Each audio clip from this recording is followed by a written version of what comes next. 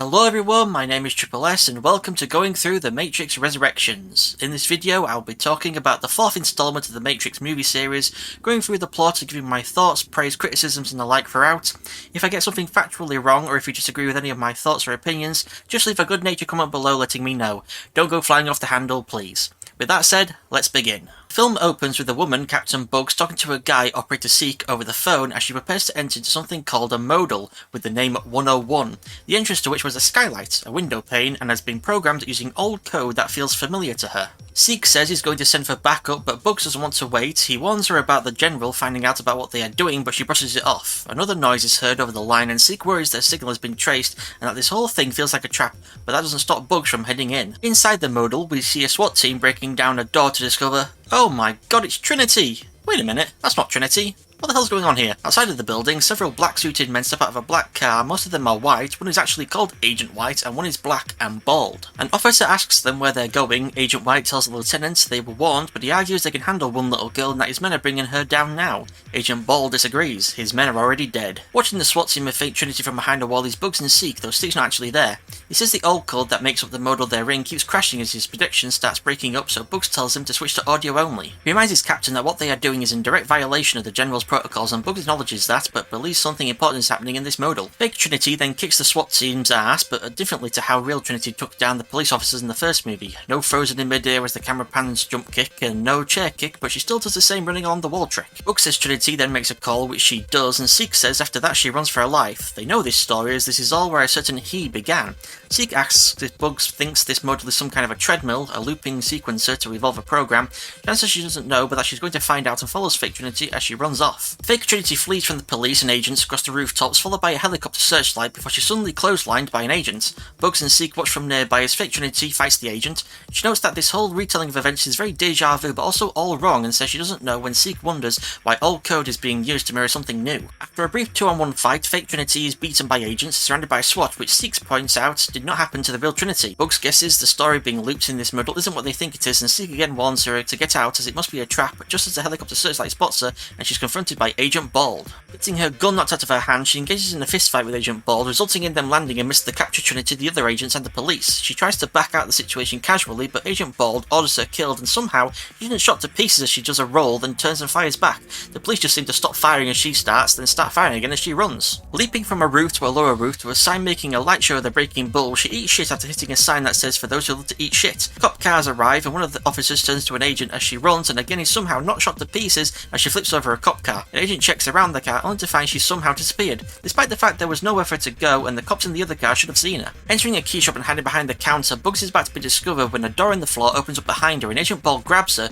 drags her into the white corridor beyond, then through another door into an apartment where they end up in a standoff. She wants to know why he saved her, but he tells her to go first, asking who is she and where does she come from.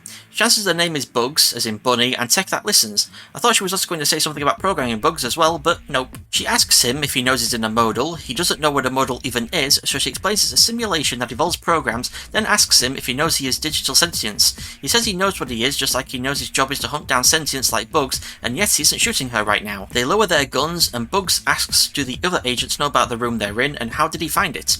He answers they don't, and he only found it because he noticed the key shop was always empty, so he investigated, and the more he looked, the more he found. Bugs looks around and realises they're in Neo's old apartment, which he finds an ID badge of his. Agent Bald says he's looked for Thomas Anderson everywhere, but has never found him. She tells him he stopped being Thomas a long time ago, though Agent Bald might know him by his real name, Neo. His body stiffens, showing he does. She tells him the vast majority of people believe Neo to be dead, but she knows he isn't, as she's seen him.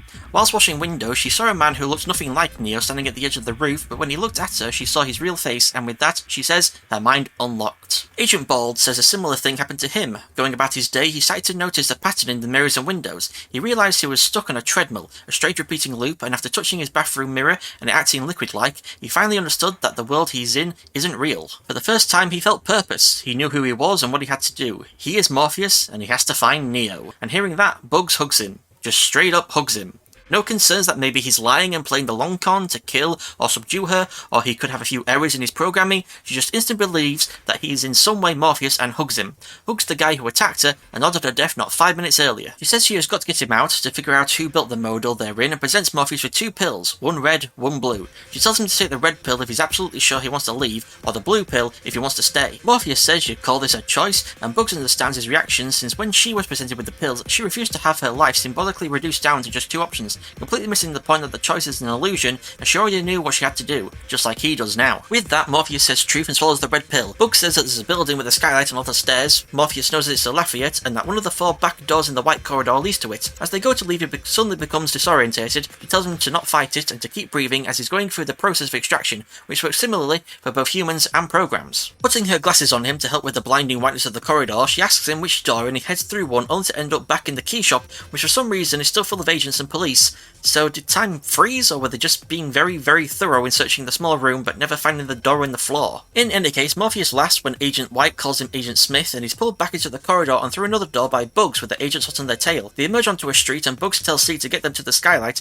with Seek freaking out about the agent she's fleeing with. They head through a doorway and experience a change in gravity as it's an upside down portal to the Lafayette. Seek tells them to jump through the window at the end of the corridor, and with agents firing at them, Bugs doing some flippy doos and Morpheus just stumbling forward, they somehow don't get hit and then jump, fall, and then crash through the skylight to exit the modal. Everything turns to Matrix code and it zooms out to show it's being displayed on one of the monitors at the desk of Neo, who looks completely unenthused as he taps away at his keyboard. We're shown shots of the various awards he's won as a games designer and models of Trinity's guns blazing fall from the second film, The Matrix Reloaded, and of a Sentinel. There's even a wooden posable hand model giving the finger, which might be a reference back to the first film's interrogation scene between Smith and Neo. Just then, an alarm starts beeping from the Matrix code monitor. Neo checks it to see a notification of there being a security breach and that a file has gone missing. Morph.bld.exe. Presumably Morpheus build executable, though I like to think that BLD stands for bold. He opens up a render window with the modal and highlights an area. A sign renders in reading Anderson's with a shadow moving next to it. He adjusts the area and a section of street renders in with Neo walking down it. What the hell? Suddenly a man, Bobby, walks into Neo's office asking if something's wrong, making Neo jump.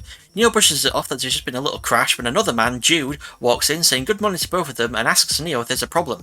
Bobby answers that Neo's lost something. Peeking over the top of Neo's screen, Jude sees the old Matrix code and Neo quickly closes everything, saying it was just a little model experiment. Jude asks if it's for their new game Binary when Neo's phone bleeps with a meeting reminder. With that, Neo says he needs a coffee and Jude offers to pay. Before we carry on, I just want to cover a few things that have come up so far. Right at the beginning, Bugs calls Seek just like Trinity calls Cypher at the start of the first film, but after that we see Seek projecting his image into the Matrix and talking to Bugs without her using a phone. We can assume this thing in her ear is a wireless earphone connected to her phone, giving her a constant connection to operator Seek. A significant advantage for those who jack into the Matrix now compared to those in the trilogy who could only talk to an operator via dialing them on their mobile. But then there's no explanation for the projection of Seek inside the Matrix. An earphone to hear him I understand, but there's no analog for being able to see him, she just does. Plus we later see, it isn't like he's wearing some sort of motion tracking suit to translate his movements outside of the Matrix into it, he's just sat at a console staring at screens. Moving on to the modal, it appears to be a mini Matrix within the main Matrix, coded to be a simulation to evolve a program, in this case Morpheus. He's named 101 just like Neo's apartment in the first movie, which makes sense since he seems to have made it from within the Matrix itself. With Bugs at the beginning saying a skylight was the entrance into the modal and that the exit is also a skylight at the Lafayette, I can only assume the exit and entrance are in the same location in both the modal and the Matrix. Though if that's the case, then when they exited the modal, they weren't unplugging back into the real world but instead appearing in the Lafayette of the Matrix, splatting onto the floor and causing a massive scene. At least that's my interpretation of how it all works. If any of you have a different idea, let me know in the comments. Multiple times, Seek warns Bugs that this accessible modal must be a trap, even hearing a noise over the phone line which he assumes is someone tracing their signal. From what I can tell, nothing comes of this as the agents in the modal only start chasing after her when she's spotted by the helicopter and found by Morpheus, unless they were attacked when they left the modal back out into the Matrix and we just weren't shown it. Sticking with the modal, I've got no idea why Neo sees himself inside of it. A version of him can actually be in the modal, as Morpheus said he searched for Thomas Anderson but never found him, unless the Neo in the modal isn't called Thomas Anderson for some reason. Maybe the Neo inside the modal is called Neo and that's how Morpheus knows about him, but that's assuming this isn't just some weird hallucination type thing on Neo's part. I don't know, I have just no idea what this scene is supposed to be implying. And unfortunately, all the agent action we see inside the modal is all we really get for this movie, which I find very disappointing. There are more questions we could ask, but we'll get answers or at least some more information later, so let's carry on. In the Simulati Cafe, do I even have to explain how cheesy that pun is, Neo and Jude are drinking coffee. Jude says he isn't trying to blow smoke up Neo's ass, but then proceeds to, going on about how when he played the Matrix trilogy it shook him with its philosophical questions about free will and destiny, and that he failed 7th grade, it took over his life that much. During this monologue, we see Neo's reflection in the glass of the table, only isn't Neo, but some other dude with white hair instead of black and different even to the one Bugsaw standing on the roof. Neo looks at the entrance to the cafe and who should enter them but Trinity, the real Trinity this time, accompanied by a bunch of kids. Jude calls her an effing MILF and getting daggers from Neo defends himself by saying that he's a geek raised by machines. Neo suggests Jude should leave, but instead he promises to behave and goes to speak to Trinity for Neo, which Neo isn't too happy about. Jude introduces himself to Trinity, who reveals her name is Tiffany, because her mother loved Audrey Hepburn and presumably the film Breakfast at Tiffany's. Neo tries to get Jude to leave Trinity alone, but is introduced to her as a bona fide famous person and one of the greatest game designers of this generation. She offers her hand, saying everyone calls her Tiff, but when he looks down at it, we see it isn't her hand, nor I think is it his hand that shakes it. Looking a little confused, she asks if they met and he answers they both come to the same cafe, which is why she might think that. Just then, her kids start acting up and her husband Chad appears. Yep, this guy is unironically called Chad, which puts an end to this glimpse of a connection between Neo and Trinity. I like Jude's face as well when he shakes Chad's hand. Trinity heads out with her family and we cut to Neo back at his desk looking at the hand he used to shake Trinity's. He tries to load up his modal only to find it's missing, purged whilst he was away. Bobby then pokes his head in and tells Neo the boss wants to speak to him. As Neo walks into his boss's office, Bossman quotes the line, "Billions of people just living out their lives, oblivious," said by Agent Smith in the first film. This appears to cause Neo to have a flash of that moment from the film, even though he himself wasn't there to see Smith say it. Bossman says he's always loved that line, and Neo Ben Solo shrugs when asked if he was the one that wrote it. Bossman goes on to say the world outside his window has to be fake with it being so perfect, commenting OMG. Neo agrees with her. Yeah, sure. Ugh, this dialogue. We can just ignore it for a second. I do like that Bossman has a bust of Smith getting punched in the face from the third film, The Matrix Revolutions. They sit and Bossman offers Neo a smoke, having not quit like Neo thought he had, but just recontextualized his habit into a guilty pleasure. Neo assumes Bossman wants to talk to him about their new game Binary going over budget, but Bossman cuts him off. He says he wants to talk about their future, which describes as a sticky point considering their past. Neo's just as confused as I am about what the fudge Bossman's talking about, but Bossman then brings up that Neo's getting therapy and asks if he's had any more episodes. He calls it terrific when Neo answers that he hasn't, then goes on to say that he knows they've always had their differences, with Neo apparently having previously compared their first meeting to an FBI interrogation. This causes Neo to have another flash from the first movie, the interrogation scene between Neo and Smith, as Neo's mouth seals shut with skin. Bossman comments that he and Neo created this place together, but now things aren't going so well for them. Apparently their parent company, Warner Brothers, is creating a sequel to the Matrix trilogy with or without them, which Neo believed they couldn't do. Bossman says he knows the story was over for Neo, but points out stories never really end. They just get retold with different names and different faces, and he's excited to go back to where it all started, back to the Matrix. Hearing this, Neo starts to hallucinate Bossman's mouth sealing shut with skin, until he's snapped out of it by Bossman, asking him if he's alright. Neo, now at a therapy session, explains that during the conversation between him and his boss,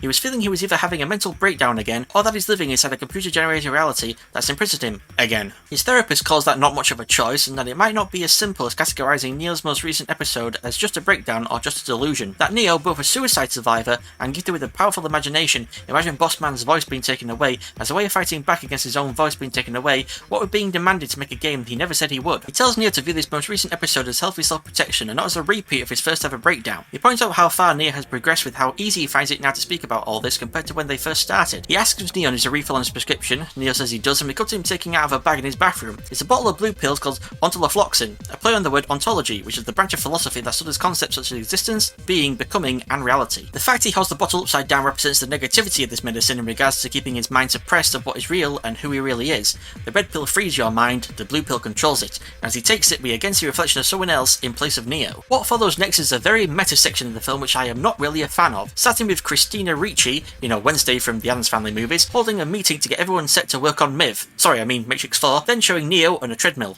a loop. A loop starting up with these two guys, let's call them Dan and David, who say similar things in two different scenes, that what made Matrix different was that it messed with your head. This guy, we'll call Mike, says unlike most people, he didn't like the first game and can't stand anything that needs a syllabus and a highlighter. If that's the case, it should be the Matrix Reloaded he doesn't like, what with the whole Neo and Architect conversation. Mike says he likes his games big, loud and dumb, and Duke concurs that they need lots of guns, with shots then of Neo in a VR headset shooting, then copying a martial arts film he has playing and falling through a table. Across separate loops, Martha Jones disagrees, saying mindless violence isn't what sells, and Dan describes Matrix as mind porn, which David agrees with. Then we get to see Neo sat on the loo, which is lovely. He reads some public toilet wisdom written on the stall door. It is so much easier to bury reality than it is to dispose of dreams.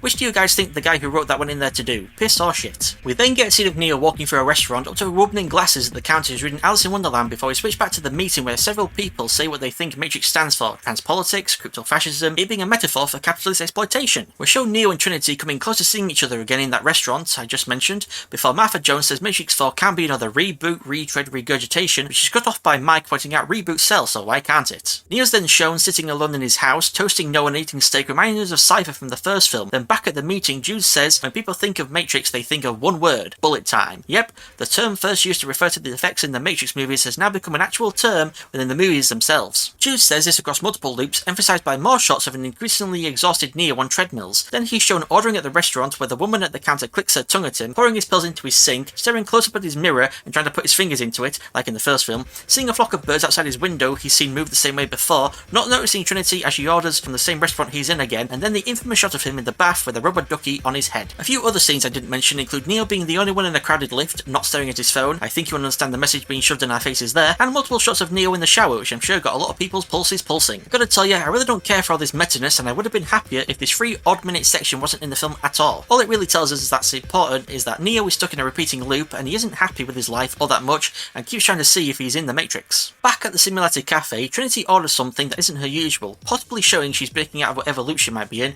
and Neo appears offering to pay for it. Sat with their coffees, Trinity is talking about how she's always wanted a family, but is it something she wanted herself or are women just programmed to want it? Neo says he pays his therapist, who he calls his analyst, a lot of money to answer those kinds of questions for him. Trinity admits she should probably get some therapy herself, but she's too tired what with her kids, ending with a, you know? Neo answers he doesn't know as he's never had kids. Trinity apologises that she knows that because she's googled him. She asks him how amazing is it being a world famous game designer, and he admits that sometimes it's amazing but the rest of the time, not so much. She points out though that he made the Matrix which even she's heard of, and asks if he based the main character of the Matrix on himself. We get several flashes of Neo from the trilogy as he says there might be a little too much of himself in the character, and I like the use of showing the architect's screens with all the various Neos when he says that. She then brings up the character of Trinity, bringing on more flashes, calling their similar names and both their affinity for bikes a crazy coincidence. She recounts how she showed her husband pictures of Trinity, and how he laughed when she asked him if she and Trinity looked alike. She laughed too and hated herself for it because she was angry at him, so angry she wanted to kick his jaw off.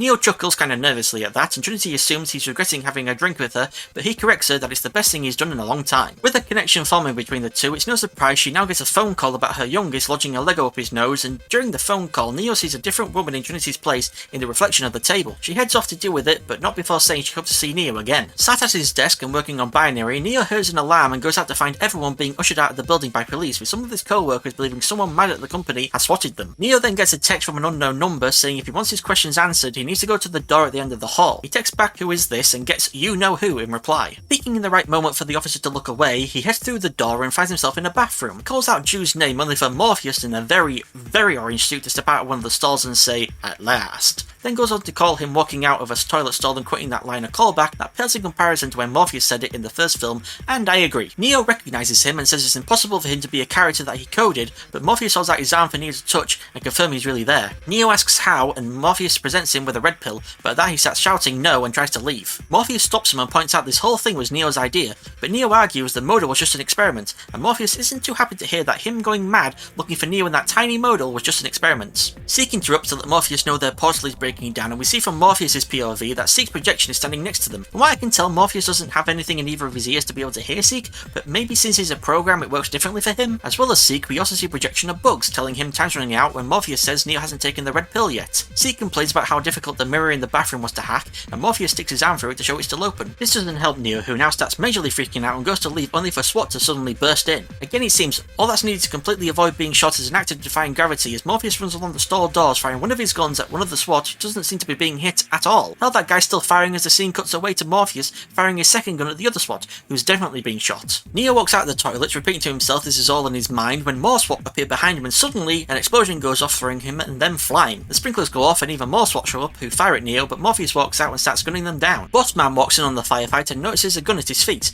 As he picks it up, his mind unlocks, and as he and Neo lock eyes, he screams, "Mr. Anderson, Smith is back," which makes me, like him, having a bust of himself being punched even more. He fires at Neo, missing as Neo dodges around the desks, then stops to say he's missed him, echoing his words from the third film, though on that occasion he said we, then proceeds to keep missing him some more as he starts firing again. Neo then out of nowhere comes across a black cat, and it starts to alternate between him having Smith pointing a gun at his head and him being sat on his analyst's sofa. Smith fires and we see a shot of when Smith shot him at the end of the first movie, before we stay with Neo with his analyst, who's trying to calm him down via focusing on his senses. The analyst, who I'm going to call Alan because I hate just calling him the analyst, tries to get Neo to talk and asks him if he remembers how he got there, that he must have walked because he heard his cat Deja Vu outside, opened his door, and there Neo was. And yep, the cat's called Deja Vu, because of course it is. Everything has to be a reference apparently. With Neo remaining silent, Alan recounts how when they first started their sessions, Neo wasn't able to discern reality from fiction, and came to him after trying to fly away by jumping off a building. We're shown Neo attending a party on the roof of that building. He receives an award of a figure with wings, which flashes to Neo looking like someone else, then stepping off of the building as everyone tries to stop him, and Bugs watches on in horror. Am I the only one who thinks it looks really goofy with Neo stepping off of the roof like this? Noting that Neo seems pretty triggered right now, Alan asks him if he can talk about what caused this episode. Neo tells him Morpheus texted him, but it wasn't actually Morpheus, but instead a program he coded for a modal. Alan pieces together that this modal Morpheus was trying to help Neo escape the Matrix, and Neo, looking like he's on the verge of tears, asks if he's crazy, and what should he call himself then when Alan says they don't use the C word. With the text from Morpheus having apparently been erased, Alan asks Neo if they went to his office right now, what would they find? He answers they wouldn't find anything, as there was no attack, no one killed, no text, his man just made it all up. Or at least that's what he thinks he's supposed to say. Alan asks if that's what Neo believes, and says of course when Neo says it felt real. Of course it felt real, because Neo's great ambition was to make a game indistinguishable from reality, and in doing so implemented elements of his own life into it.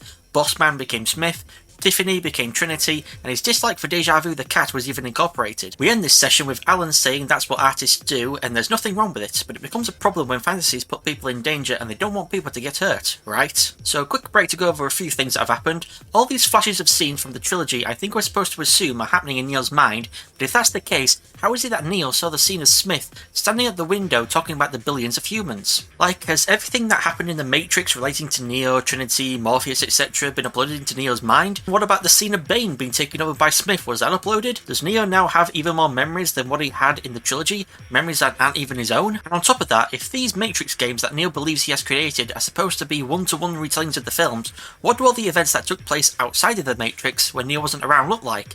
Does the Battle of Zion look the same? The rave in the cave? The council meetings? Let's move on to how Neo's boss is apparently Smith. The whole point of Neo allowing Smith to override him at the end of the third film was so that the machines could then completely purge Smith from the Matrix, so how is it that he's still quote-unquote alive? Also Smith, though referring to their company at the time, wasn't wrong about him and Neo having created this place together, and our stories keep being retold just with different names and faces. Him and Neo, through the events of the trilogy, did bring about the creation of this new version of the Matrix, and as we can plainly see, Smith has a new face, though we never learn the different name he must have been given. Finally, for this interlude, I've seen some people question why Alan says Neo has a dislike for the cat Deja Vu, since experiencing Deja Vu in the Matrix just means something's been changed. I think it makes sense, since when Neo felt Deja Vu in the first film, the change that was made led to the capture of Morpheus and the deaths of most of the crew of the Nebuchadnezzar, all thanks to Cypher's betrayal. Because it was a cat that Neo saw during his Deja Vu that led to this series of horrible events, it has all been condensed down into a cat named Deja Vu that Neo dislikes, which he then believes is what inspired the Deja Vu mechanic leading to the capture of Morpheus and the deaths of the crew in his game. Let's head back now to Neo, who's standing on the roof of a building drinking booze and thinking about Trinity, meeting her in the simulated cafe and at the BDSM club in the first film, the Oracle explaining no one can tell him he's in love, he'll just know, Trinity holding his hand saying she'll never let him go, and them holding hands as they crash into the Machine City. We're then shown the scene from the first film of Morpheus telling Neo to free his mind and super jumping, as Neo rejects a call from Jude and notices a nearby pigeon which flies off. He says it looks easy enough for the bird and repeats free your mind as he climbs up onto the ledge. He says to himself he's either going to fly or fall and goes a step off when he's dragged back away from the ledge by none other than Bugs. He asks her who she is and she explains he won't remember who she is but that he changed her life. She used to be just like any other copper top until she saw Neo, the real Neo, instead of this bald guy, step off of the roof but never fall. The word she keeps using to describe this is leapt, but that's not a leap, that's a step, and it still looks so goofy to me. She admits she was the one who hacked into his modal as Neo gets a phone call from Jude,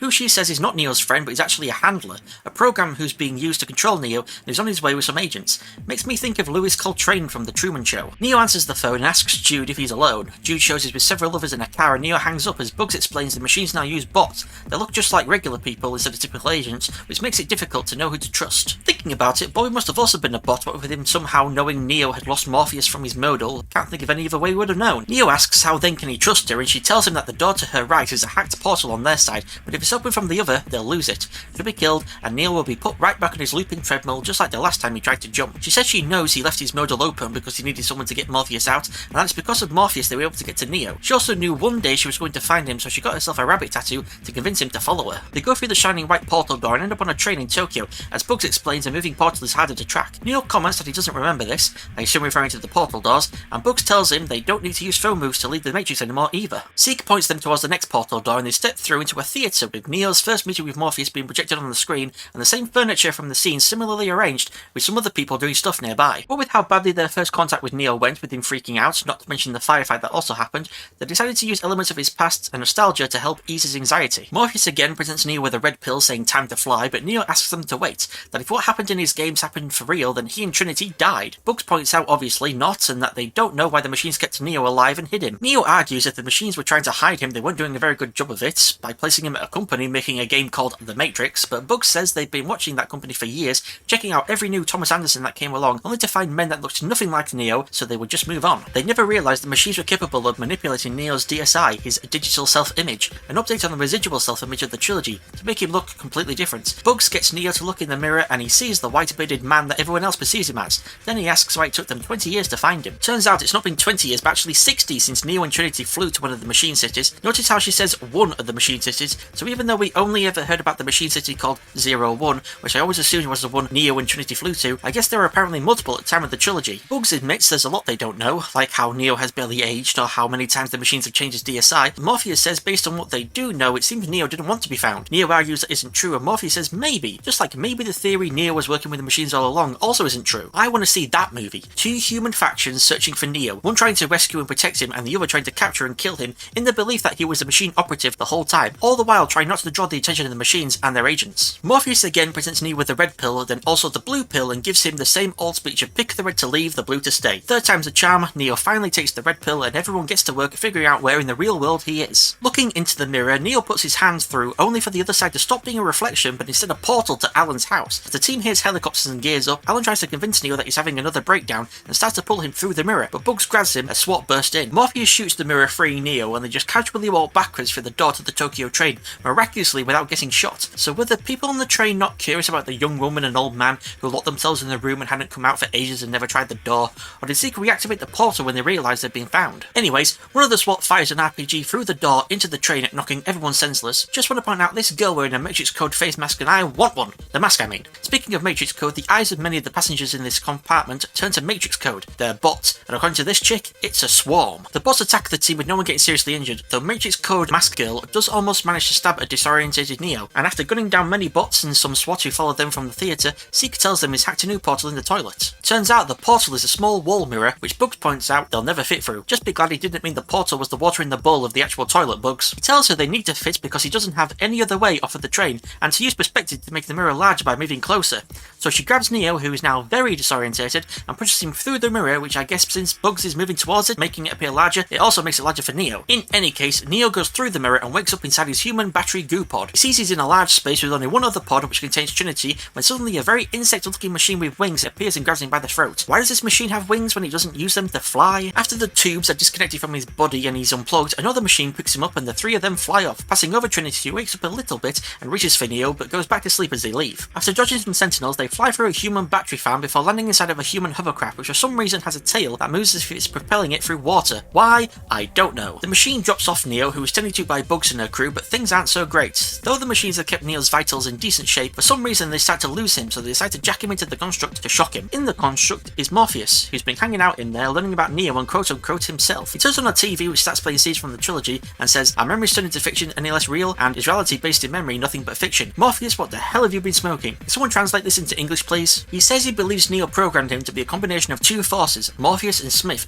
who were instrumental in Neo realising who he was, though being a combination of the two, Morpheus describes as being pretty maddening seeing as how different they both are from each other. But he admits it worked. He became what Neo needed him to become to get out of the modal and in turn get Neo out of the Matrix, which is the good news. Bad news is that Neo is now going through some serious withdrawals from the blue pills he's been taking, and the Docbots out in the real world don't think he's going to make it. Morpheus says though that they don't know Neo like he does, and he knows exactly what Neo needs. The blinding whiteness of the construct changes to the dojo where Neo and Morpheus fought in the first film, to which Neo says, "You gotta be kidding." Morpheus tells him it's no joke, that if Neo wants this to be the first day of the rest of his life, he's going to have to fight for it, but Neo says he's done fighting. Morpheus then proceeds to beat the crap out of Neo, and with his mouth bleeding in the real world, Bugs questions what Morpheus is trying to do. Morpheus says the machines did a good job ingraining into Neo's mind that the world of the Matrix was all that he deserved, but they could never silence the part that always believed otherwise. He then goes to punch him, but Neo blocks it, saying Morpheus doesn't know him. The fighting starts again, only this time Neo fights back, landing some decent hits on Morpheus, Morpheus and even turning him into Spider-Man at one point, Morpheus says he does know Neo, he knows the only thing that still matters to him, and it's why Neo will never give up fighting. He beats on Neo as Neo's vitals do not look good in the real world, shouting at him to fight to live to see Trinity again. Hearing her name, IRL Neo grips the armrest of his chair, and the equipment around him explodes into sparks as Neo in the construct force pushes Morpheus so hard the dojo explodes into a blinding flash of light. I'll just take a moment to say I think the fighting in this movie is fine, but it does definitely feel like the punches and kicks land softer and slower compared to the trilogy. Not sure why that is when I would have thought they'd just replicate how they did fights in the trilogy. Time has passed and Neo wakes up in a bed. He touches the double ports on the back of his neck and unplugs the IV in his arm as Bugs walks in. She asks him if he's okay and he says if the plug in his arm is real then the machines really did take his life and turn it into a video game, so he doesn't exactly know how he's doing. She says that's just it. If you don't know what's real, how can you fight against what's not? She goes on to say that how the Matrix takes every idea, every dream, everything that's important to humans and weaponizes it. Just like how they took Neo's life, which meant so much to people like her, and turned it into something as trivial as a video game. Neo thinks she sounds like the Oracle, and Bugs says she's heard a lot about her, but that while she was still a copper top, the Oracle was purged when this new version of the Matrix came online. Neo says the machines promised peace, but instead gave them purge, and that he feels what he and Trinity did doesn't seem to have changed anything, since the Matrix is just the same, or worse even, and it's now right back where he started, as if none of what happened in the trilogy mattered. Bugs argues it did matter, and she's going to show him how. Walking through the hovercraft, Neo looks at the plaque on the core that reads that it's called the Nemesine, and was made in the EU in the year 2274, 205 years after the Nebuchadnezzar was built in the USA. Nemesine, being the name of the Greek goddess of memory, obviously fits in with the plot of the film. Bugs introduces Neo to her crew, starting with Operator Seek, full name Sequoia, whose dad loved redwoods, Elster, whose grandfather was Roland, captain of the Mjolnir, Lexi, who for some reason keeps a distance from Neo, Berg, the resident neologist who helped Bugs recognize Neo's model, and eventually we also meet Hanno, the pilot. Let me just take a moment to address a criticism I've heard of how unrealistic it is for such a young crew to be manning a hovercraft. Let's compare the ages of the crew of the Nemesine to the ages of the crew of the Nebuchadnezzar from the first film, and by ages of the crew I mean the ages of the actors, because I don't think we ever hear how old the characters actually are. I'll start with the crew of the Nebuchadnezzar, and this is going by how old the actors were when filming for the first movie began, though Wikipedia doesn't say exact date, just March 1998, so I'm going to go with the first. From youngest to oldest we start with Mouse, who was around 21, Apoc, who was around 25, Switch, who was around 29, Trinity and Operator Tank, who are around 30, let's also throw in Neo, who was also around 33, Captain Morpheus, who was around 36, Dozer, who was around 39, and the oldest crew member was Cypher, who was around 46, so that's 3 people in their 20s, 5 people in their 30s, and only 1 in their 40s. Now onto the crew of the Nemesine, based on how old the actors were when filming for Resurrections began on the 4th of February 2020. From youngest to oldest we start with Captain Bugs, who was around 27, Operator Seek, who was around 30, Lexi, who was around 34, Elster, who was around 35, Berg, who was around 38, and Hanno, who I have no idea since I could not find the age or birth date for this actor, L. Trey Wilson. So that's 1 person in their 20s and everyone else in their 30s if we assume Hanno is also in his 30s or older. So I think that quite nicely invalidates the criticism of the crew of the Nemesine being too young when they're all either older or in the same age range as the crew of the Nebuchadnezzar, though I imagine people still believe it's unrealistic for someone who's 27 to be a captain, to which I point you to Niobe, captain of the Logos. Jada Pinkett Smith was around 29 when the Matrix Reloaded started filming on the 1st of March 2001, so if you're going to criticise Bugs for being too young to be a captain, that criticism also needs to be directed at Niobe. Moving on, Neo asks about the 2 machines that rescued him from his pod, who are floating nearby. Bugs introduces the one that carried Neo as Sebebe, the one that grabbed him by the throat as Octocles, and this little guy is Luminates, who reminds me of the Decepticon Doctor Scalpel from Transformers Revenge of the Fallen. Bugs and Elster explain to Neo that his contact with the Machine City changed the meaning of our side, with many Synthients, as machines who have joined the humans now prefer to be called, joining the human cause. As Sebebe gives Neo a head boob, Bugs tells him they and Octocles risked their lives to rescue him, which Neo thanks them for, but doesn't understand why. Morpheus forms nearby out of floating magnetic metal blocks, I just imagine it being like the replicators in Stargate, and explains just as some humans want to be controlled and some want to be free,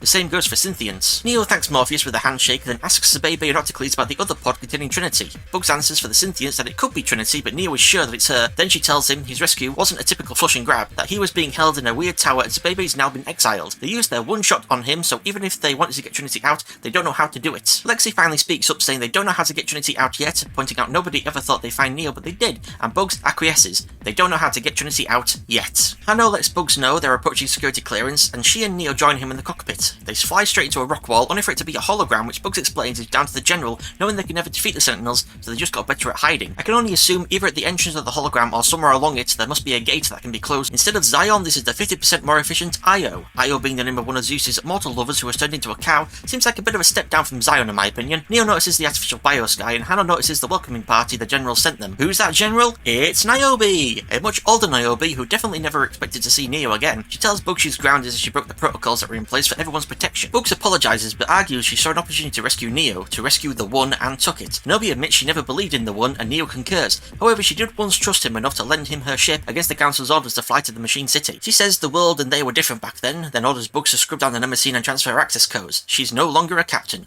Bugs and her crew head out and Niobe sits Neo down to talk. They touch to how nice it is to see each other again, and Neo says what they're drinking is a lot better than Dozer's paint stripper. Did Niobe actually know Dozer and his world-famous grog, or does she just know the reference? She says a lot has changed, except maybe Neo, and asks if he remembers the silence of being unplugged from the constant noise of the Matrix. Another noisy thing, just like the Matrix, she points out, is war, and how she recounts how she was at the last barricade waiting for the Sentinels to kill them all, but instead they left. Unlike Morpheus, she didn't believe Neo would save them and kept expecting to wake up to the sound of another attack, instead woke up every day to silence. She says Neo gave them that gift of silence, the gift of a world without war. Taking Neo to the botany lab, Neo introduces him to human Freya and program Quillian. Freya has him try a strawberry, as Quillian explains they created it via retro-converting its matrix code into a DNA sequence. Niobe tells him Zion could have never made strawberries because they would have never allowed Synthients what have been stuck in the past, stuck in war, stuck in a matrix of its own. He asks her what happened to Zion, and she takes him to the Cave of 1,000 Candles, plus bonus severed head, to tell him of the Machine Civil War. With a lot more people being freed from the Matrix after the trilogy, battery fans were struggling to create enough power, and war broke out between the machines over it.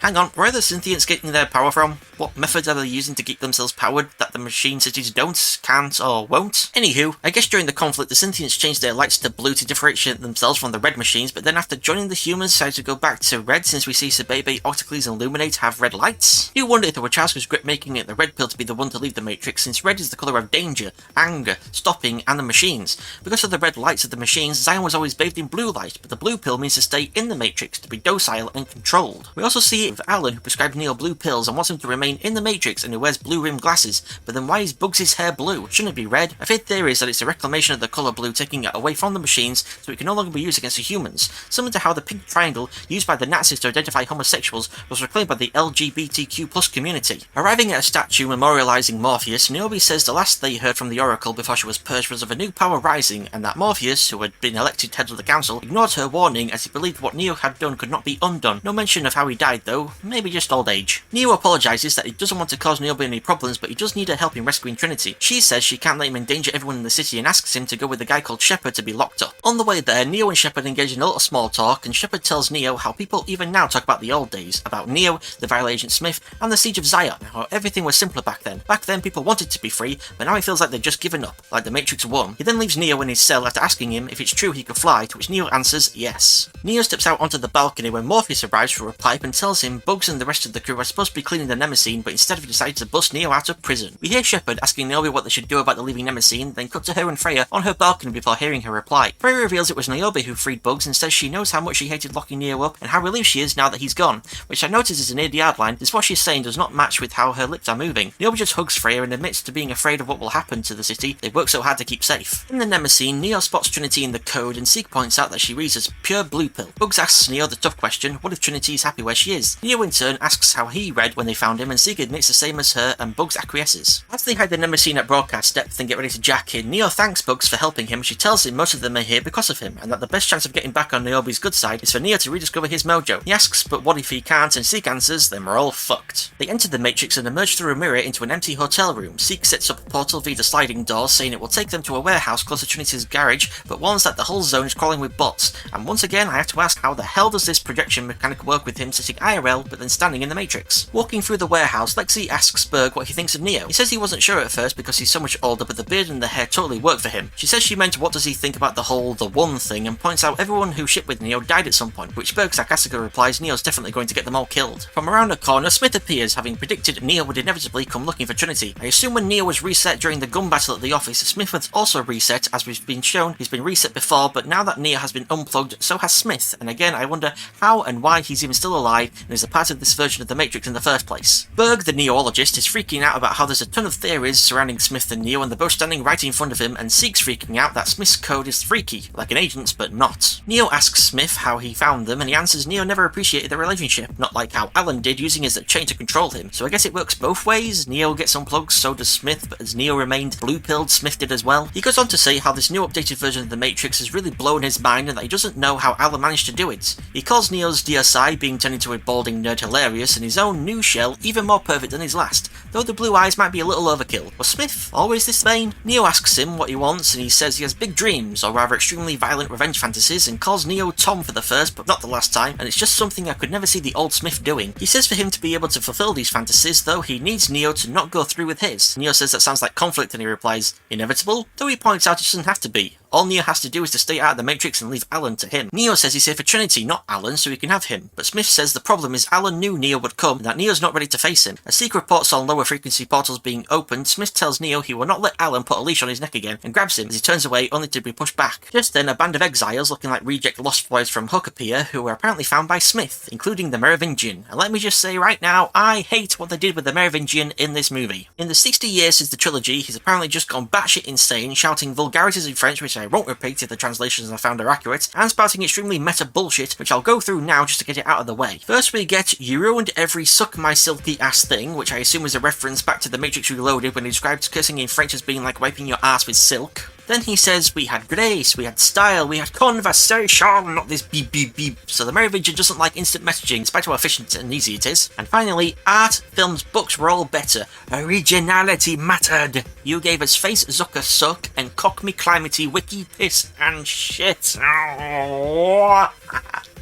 Moving swiftly away from that, Smith says for him to get his life back, Neo's has to end and shoots at him, but Neo dodges. Bugs then shoots at Smith a lot and he dodges, showing he still has his agent power of moving super fast.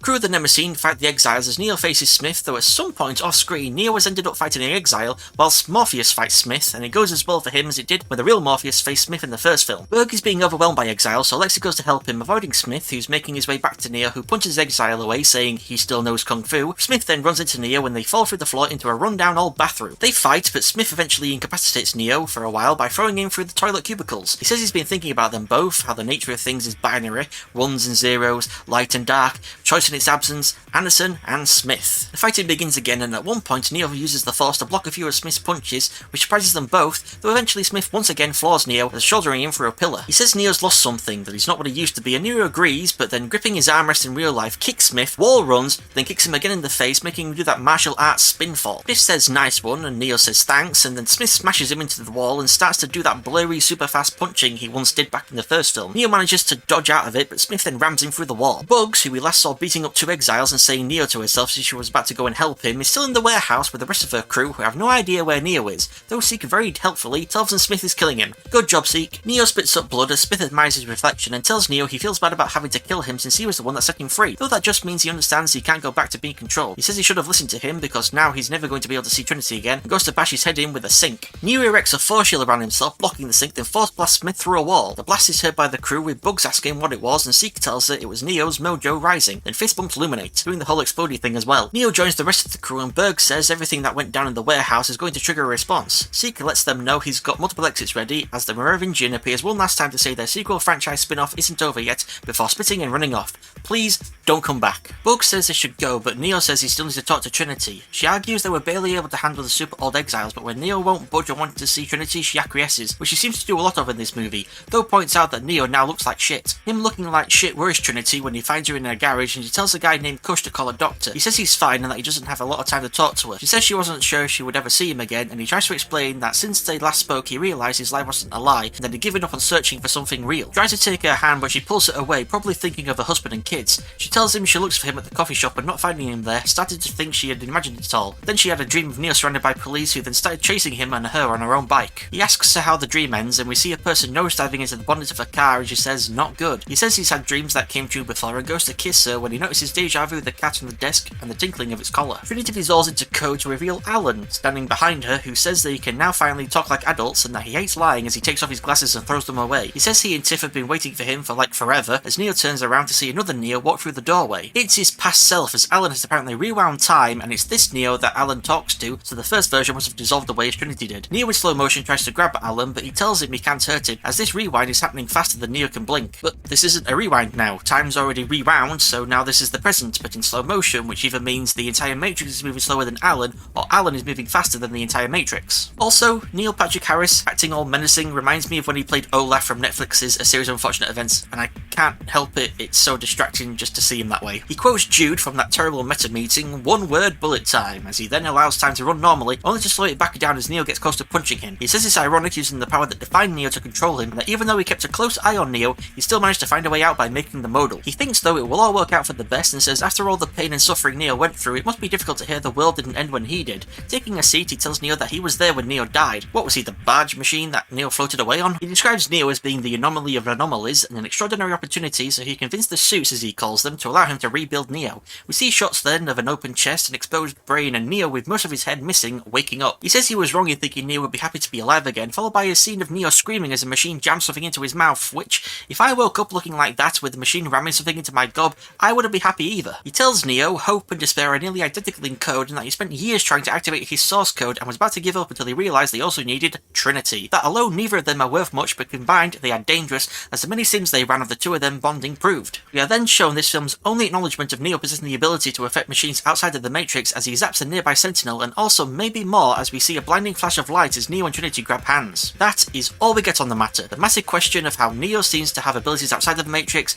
how he can affect machines, how he can be inside the Matrix whilst in a coma and not jacked in, how we can see Smith controlling the body of Bane whilst being blind. Were you hoping to get answers? Well, tough shit, here's just more questions. Also, if you think about it, the machines could have just had Neo and Trinity as brains floating in jars hooked up to the Matrix. This whole rebuilding them plot point was just an excuse to make Neo not blind anymore for this film. Alan reveals then that he discovered something incredible, that when he kept Neo and Trinity close but not too close, the amount of energy they produced increased. He then based his version of the Matrix on this, criticising his predecessor, the Architect, for trying to reduce everything down to facts and equations. But he says you don't use facts to control humans, you use feelings, manipulating them via nightmares, anxiety, stress, wanting more and being afraid of losing what they already have, all of which increases the amount of energy the machines get from their bodies, and also results in there being zero resistance from them. Alan's reality within the Matrix is just a reflection of the reality outside of it in terms of the human mind. We've already seen this with Niobe, wanting to keep the peace and being afraid of losing what they've achieved, so much she actually imprisoned Neo. With this explanation, he also tells Neo how the machines have moved away from using agents as it's easy to saturate a population with bots. Case in point, Kush is a bot, a handler just like Jude who Alan activates and gets to shoot to Trinity. The bullet moves slowly towards her head and Alan eats an apple to show how much of an asshole he is, then puts it in the path of the bullet to be exploded.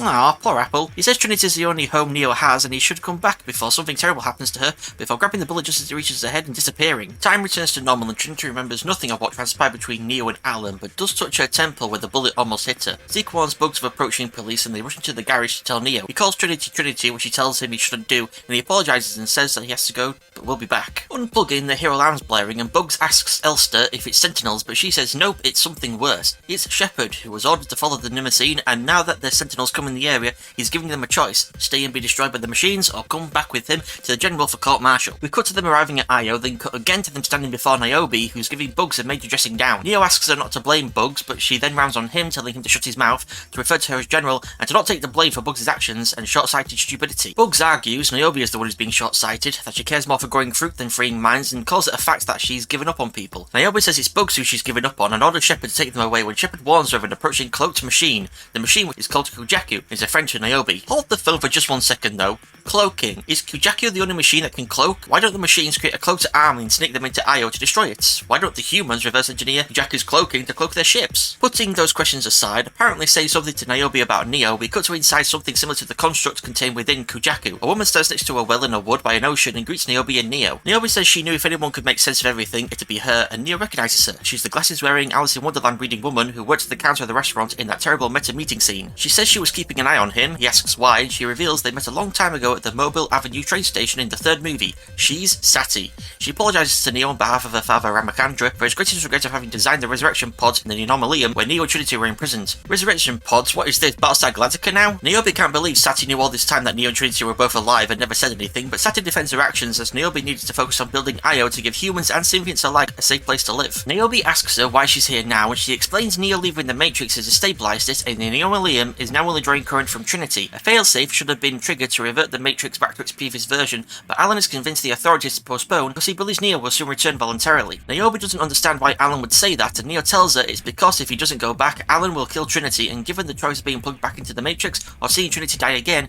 he'll go with the plugs. Sati says Alan knows Neo well, but because he's convinced Neo's going to return, he won't be expecting for them to instead rescue Trinity. We then cut to Niobe, who tells all their assembled captains about an important but dangerous mission. Bugs steps forward to volunteer, and Niobe tells her she can't volunteer because she's ordering her to go, but Bugs says she doesn't have to order now because she's volunteering. Niobe asks for 2 more volunteers, and the rest of the captains step forward. Shocking Niobe, Niobe since she hasn't even gone into details of the mission yet. Shepard points out that they know Niobe, so she says this mission is important and none of them are choosing to stay at home, which Niobe thanks them for and tells them to knuckle up and good luck. We then see the Nemesis and 2 other hovercraft flying. They're separating off down different tunnels as Bugs and several others of her crew and Shepard jack into Kujaku to attend a meeting. At the meeting, Sati explains to them her plan for rescuing Trinity, which I'm going to majorly simplify because she uses a lot of long, technical and, in my opinion, superfluous words. Seeing as the passages used by Sabebe and Octocles to rescue Neo have been sealed, they instead will have Kujaku convince one of the human field worker machines, which looks more like hacking to me, to crash into the force field surrounding the building Trinity is held inside, which will allow Morpheus, who's riding on top of it, pass through, then make his way through a bunch of vents and exit out of Neo's old pod. Hold on for 1 second. A force field? The machines have force fields now. First cloaking and now force fields? I mean, why isn't there a force field around the entire machine city to keep already freed humans out and to keep newly freed humans in to be recaptured? Because thinking about it, this new version of the Matrix doesn't seem to rely on the anomaly of the One and the machines needing already freed humans to free the One, who then chooses to return to the source, allowing the machines to then reset the Matrix and Zion to start the whole thing over again. Anyways, back to Sati's plan. Morpheus will then open the devacuator line and disable the macerators of Neo's pod, allowing Bugs, riding Sabebe, Octocles and Kujaku to fly through it into the Anomalium. Bugs is with them because a second human brain is needed to do a bypass that will allow them to unplug Trinity from the pod and plug her into Kujaku without killing her. Lexi asks if Trinity still needs to take the red pill, but Sati says it's not really necessary since she's going to be transferring Trinity's consciousness. However, it does still need to be her choice to leave the Matrix, since if they try to extract her and she's not certain, she'll probably die. Neo points out that even if Trinity does choose to leave, Alan will just send Sentinels to stop them, but Sati says it won't matter because by then they'll be long gone. Bugs asks why Sati's put so much thought into this plan, and she reveals when her father found out how the Anomalium was going to be used, he secretly transferred the designs to her. Alan discovered this and had Ramakandra and Kamala purged, but with the help of Kujaku, she managed to escape. We cut to Neo sitting alone in his room when Lexi shows up to tell him their near broadcast depth and that she's actually here because of Trinity, that she always wanted to be as strong as Trinity, but after seeing how she reacted in the garage, she's now worried they're too late and that Trinity isn't Trinity anymore.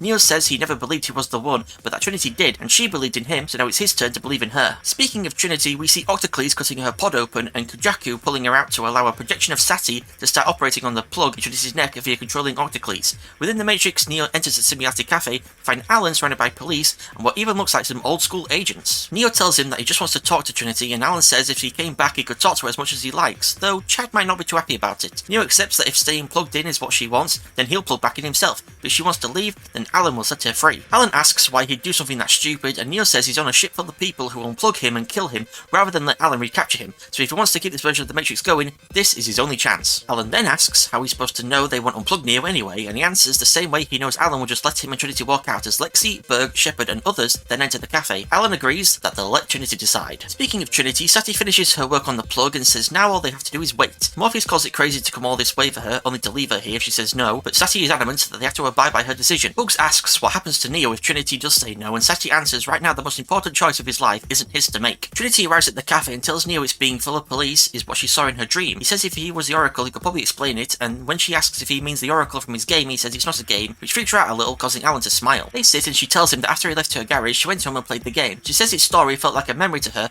and that there's a part of her that feels like she's been waiting her whole life for him, and now that part wants to know what's taken him so long. He says he doesn't have an easy answer. Maybe he was afraid of the Matrix, afraid of what might happen, afraid of hurting the only person he's ever loved. Trinity says she wishes she was who he thinks she is, but she can't be Trinity. Just then her family arrives telling her one of her kids has been hit by a car. Trinity tells him it's too late and he says he understands as she goes to leave with her family, and he's restrained in front of Alan. Seek prepares to unplug him as he and Trinity lock eyes, and Chad says her fake name aggressively. Big mistake as she tells Chad she wishes he'd stop calling her that as she hates that name. That her name is Trinity. His eyes go all Matrix code and she beats the crap out of him as the other humans start fighting all the bots. Neo force pushes away all the bots that were restraining him, but then time slows. Alan calls this a mess but takes the blame for having Chad press Trinity too hard to leave the cafe, commenting that women used to be a lot easier to control. He says he obviously can't let them go free, and taking a gun from a nearby bot, prepares to shoot Trinity, saying it's deja vu for Neo all over again. She dies and it's all his fault. Who should happen to appear then but Smith, who calls Alan a liar and knocks the gun out of his hand. Alan asks how Smith's unaffected by bullet time, and he kinda explains that when Neo was freed he was as well,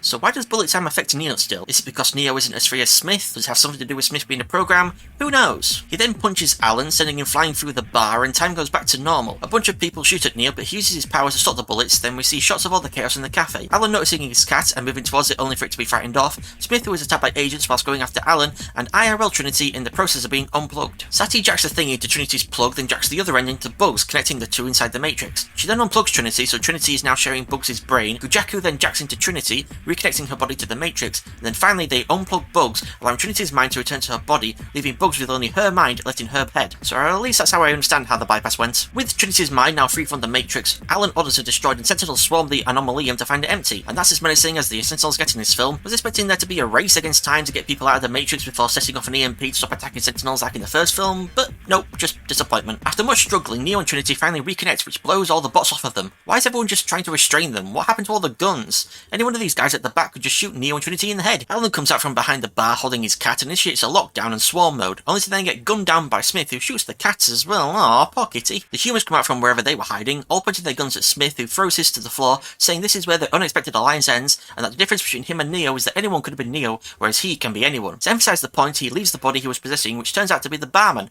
who I guess was never a bot. Seek sees something very bad happening on his screen and shouts at them to move. They leave the cafe to find themselves surrounded by bots. Shepard asks Neo if he can still fly. Neo tries, but nope, that ain't happening. With the bots closing in, Neo prepares to go down fighting, but then Trinity appears, having got on her bike, tells him to get on, and they ride off. Shepard orders this person called Calliope to take the wounded, but everyone else needs to follow Trinity and Neo. Outside the Matrix, the Nemesis picks up Bugs, Trinity, and the Synthients. That's transferring Trinity from Kujaku to the ship. Kujaku flies off with Sati, saying now all they need is a miracle. And that's a wrap on Kujaku and Sati. They just fly off and we don't see them again, and I'm really not sure why they don't stick around to find out what happens to Neo and Trinity. Having hotwired some transportation, the humans follow Neo and Trinity as Neo force pushes bots out of their way. We eventually see what that nose-diving human in Trinity's dream was all about, as Alan turns bots into bombs, having them jump from buildings to try and crash into Neo and Trinity. One bot body bomb crashes into the bonnet of Berg's and Lex's car, causing them to crash and be swarmed by bots, and Shepard then crashes his car on purpose to stop a tram car and allow Neo and Trinity to pass. Zeke then notices the bots all giving up the chase and realises Trinity and Neo have been herded into a kill box with missile launching helicopters being the killers. As Bugs, Morpheus, Shepard and the guy he was driving with arrive to save Berg and Lexi from bots, the helicopters get the better of Neo and Trinity and knock them off their bike. Just a quick aside, I'm pretty sure no one ever actually dies in this film. At least none of the Nemesis crew do, which isn't really a criticism I have of the film,